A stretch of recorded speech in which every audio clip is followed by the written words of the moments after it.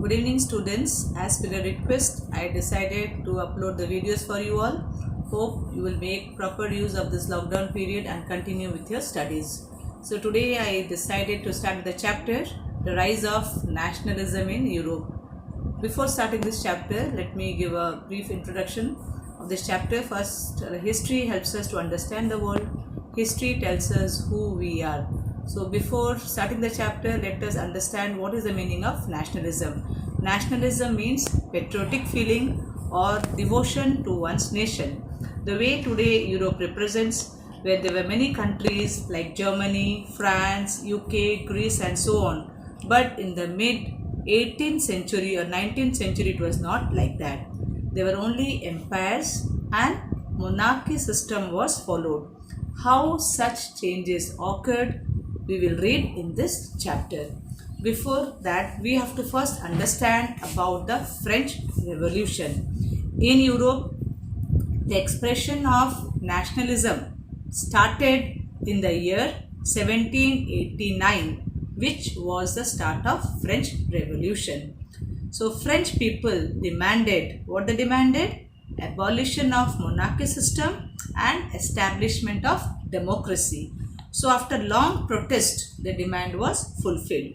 Now the power was restored to the citizens. The power was restored to the citizens. So the first responsibility of democracy is what? To set up a common identity. So to set up a common identity, certain steps were taken. What were the certain steps? What were the steps taken?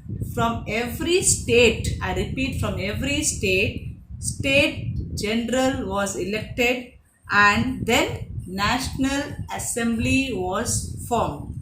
And French was made as the official language. French was made as the official language. Some uniform laws were constructed and internal custom duty was abolished. So with this, the news was spread all over the Europe and the feeling of nationalism started. When the feeling of nationalism started, what happened in Europe?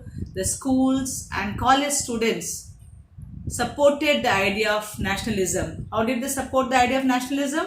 By forming Jacobin Club. And you know students, you have read about the Jacobin Club in the chapter French Revolution in class 9. So to support, the French armies also moved to foreign lands to spread the idea of nationalism. So this was all about French Revolution. Then from the year, I repeat, the year is 1804 to 1815, there was major change in France. So what was the major change? That is, Napoleon ruled France. Okay, so he abolished, after ruling France, what did he do? What steps did he take? He abolished democracy and he re-established monarchy. It had a good effect. He launched a code called as Civil Code or called as Napoleonic Code. So what changes were made in this code, or what measures were taken in this code? Under this code, there was equality before the law, right to property was granted to everyone, and feudal system was abolished. So let us understand what is this feudal system. It is that when farmers give some parts of the produce to the government as tax. So during Napoleon period, trade, transportation and communication development took place or improved. And you remember about the French armies who had moved to foreign lands to spread the idea of nationalism. They conquered some of the foreign land and conquered those lands. Then there was increase in taxes and every person was forced or they were made compulsory to join the army. So these were seen as the negative effect of Napoleon rule. Now we will listen about the making of nationalism in Europe. For the formation of a nation, there has to be a common identity, common culture, common tradition among people. But in Europe, there was nothing like that. There was no common culture, no common identity.